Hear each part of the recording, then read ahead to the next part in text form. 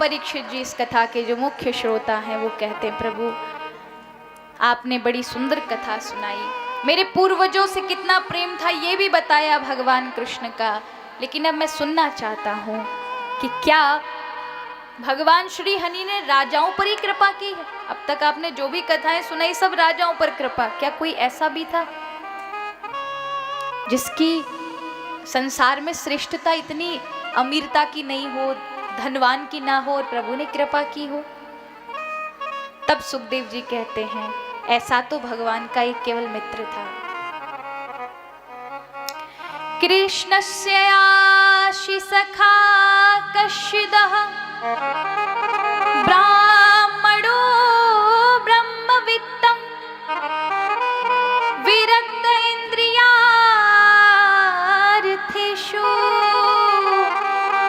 प्रशांतात्मा जितेन्द्रियः।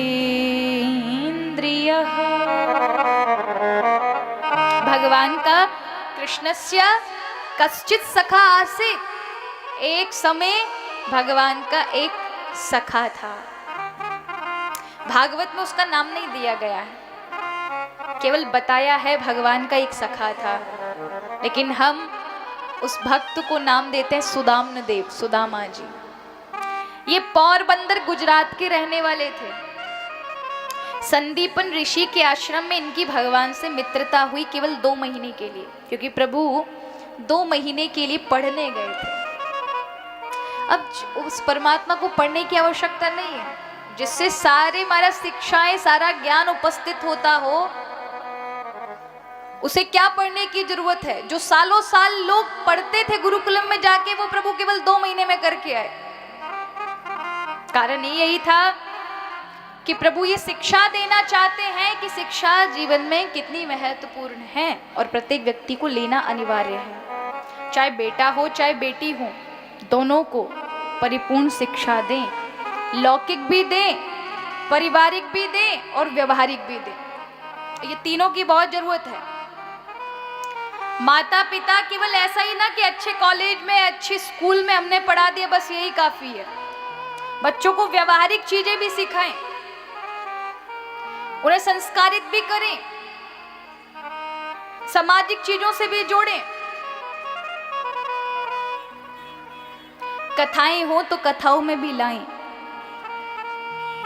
कहीं हमें किसी की शोक सभा में भी जाना पड़े ना, तो बच्चों को लेके जाया करें ना, ये सब चीजें बहुत ज्यादा जरूरी है। कहीं कोई वृद्धाश्रम हो तो वहां वृद्धों के बीच में लेके जाएं, अनाथ बच्चों के बीच में लेकर जाएं।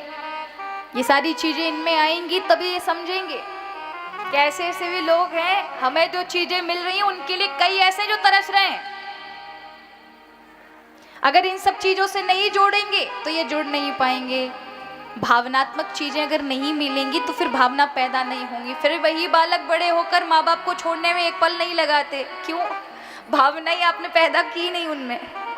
भावनात्मक चीजें होती तो उन्हें दुख होता, उसका प्रभाव होता, पता चलता कितनी महत्वता है हमारे माता पिता की, कैसे छोड़ देंगे। उन्होंने जब बचपन में हमें नहीं छोड़ा, हम अपने बच्चों को नहीं छोड़ सकते तो अपने माता पिता कैसे छोड़ दें। अब भावनात्मक चीजें नहीं होंगी तब तक नहीं होगा।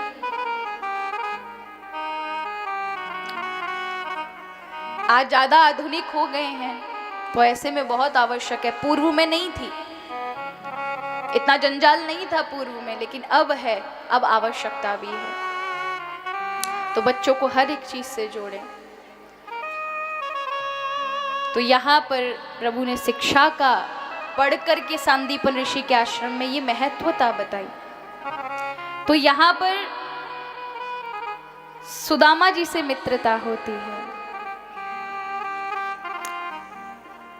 मित्र जब बिछुड़े तो जीवन में सुदामा जी कभी भी भगवान कृष्ण के पास नहीं गए। बहुत कठिन परिस्थितियों का सामना किया। भगवान कृष्ण के भी 2 ही मित्र थे जीवन में, हर किसी को मित्र नहीं बनाया उन्होंने। एक ज्ञानी था तो एक प्रेमी था। ज्ञानी था उद्धव, वृष्णि नाम प्रवरो मंत्री कृष्ण समदयितम सखा, शिष्य बृहस्पति साक्षात उद्धवो बुद्धि सत्तम। उद्धव महान ज्ञानी था, उसके बराबर संसार में कोई ज्ञानी नहीं था। ऐसा एक उद्धव मित्र था और एक प्रेमी था यानी सुदामा। ये दो ही मित्र थे प्रभु के और दोनों ही अद्भुत थे। सुदामा त्रिकालज्ञ था, साधारण ब्राह्मण मत समझ लेना महाराज।